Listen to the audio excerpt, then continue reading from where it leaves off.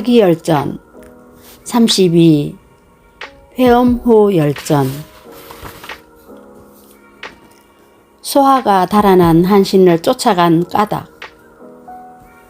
항량이 회수를 건널 무렵 한신은 칼 한 자루에 의지하여 그를 따라가 밑에 있었으나 이름이 알려지지 않았다. 항량이 싸움에서 지자 이번에는 항우 밑으로 들어가 낭중이 되었다. 한신이 항우에게 여러 차례 계책을 올렸지만 항우는 그 계책을 받아들이지 않았다. 한나라 왕 유방이 촉으로 들어가자 한신은 초나라에서 도망쳐 한나라로 기순했다. 그러나 한신은 이름이 알려지지 않았기 때문에 연호라는 보잘것없는 벼슬을 받았다. 어느 날 법을 어겨 목을 베이는 형벌을 받게 되었는데 같이 처형되는 13명의 목이 잘리고 한신의 차례가 되었다. 한신이 고개를 들어 하늘을 쳐다보다가 우연히 등공 하후영과 눈이 마주쳤다. 한신이 말했다. 주상께서는 전하를 차지하려고 하시지 않습니까? 어찌 장사를 죽이려고 하십니까? 등공은 그의 말이 기특하고 모습이 장하다고 여겨 풀어주고 베지 않았다. 그리고 한신과 함께 이야기를 나누고는 크게 기뻐하여 한나라 왕에게 그에 대해 말했다. 한나라 왕은 그를 치속도위로 삼기는 했지만 비범한 인물로 여겨지지는 않았다. 한신은 소하와 자기 이야기를 나눴는데 소하는 여전 한신이 뛰어난 인물임을 알아보았다. 한나라 왕이 한중 땅을 영토로 받아 수도인 남정에 이르렀는데 그곳으로 가는 도중에 도망친 장수가 수십 명이나 되었다.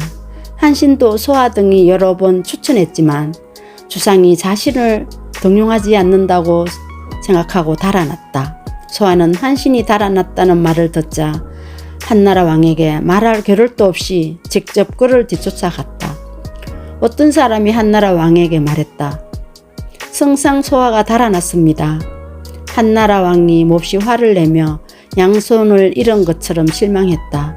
며칠 뒤에 소하가 돌아와 한나라 왕을 만나자 한나라 왕은 노여움과 기쁨이 뒤섞여 소하를 꾸짖었다. 그대는 어째서 도망쳤소? 소하가 대답했다. 신은 도망친 게 아니라 도망친 자를 쫓아갔던 것입니다. 왕이 물었다. 그대가 뒤쫓은 자가 누군가? 소하가 대답했다. 한신입니다. 한나라 왕은 다시 꾸짖었다. 장수들 가운데 도망친 자가 수십 명이나 되는데도 그대는 쫓아간 적이 없소. 한신을 뒤쫓았다는 것은 거짓말이요. 소하가 말했다.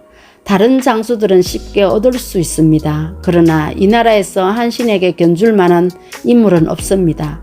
왕께서 계속 한중의 왕으로 만족하신다면 한신을 문제 삼을 필요는 없습니다만 반드시 천하를 놓고 다투려 하신다면 한신이 아니고는 함께 일을 꾀할 사람이 없습니다. 왕의 생각이 어느 쪽에 있는가에 달린 문제입니다. 한나라 왕이 말했다. 나도 동쪽으로 나아가 천하를 다투고자 하오. 어찌 답답하게 이런 곳에 오래 있겠소? 소하가 말했다. 왕의 계책이 반드시 동쪽으로 나아가고자 한다면 한신을 등용하십시오. 그러면 한신은 머무를 것입니다. 한신을 등용하지 않으면 그는 결국 떠나갈 것입니다. 한나라 왕이 말했다. 그대를 보아 장수로 삼겠소. 소하가 말했다.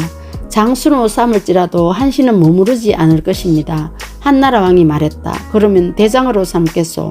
소하가 말했다. 참으로 다행스러운 일입니다. 한나라 왕이 한신을 불러 대장으로 삼으려 했다. 그러자 소하는 이렇게 말했다. 왕께서는 본래 오만하여 예를 차리지 않으십니다. 지금 대장을 임명하는데 어린아이를 부르는 것처럼 하시니 이것이 바로 한신을 떠나게 한 까닭입니다. 왕께서 그를 대장으로 삼으시려면 좋은 날을 택하여 재개하고 단장을 설치하여 예를 갖추어야 합니다. 한나라 왕은 그렇게 하겠다고 했다. 여러 장수는 모두 기뻐하며 저마다 자신이 대장이 될 줄로 생각했다. 그러나 막상 한신이 대장으로 임명되자 군대가 모두 놀랐다. 경청해 주셔서 감사합니다. 오늘도 달달한 하루 보내세요.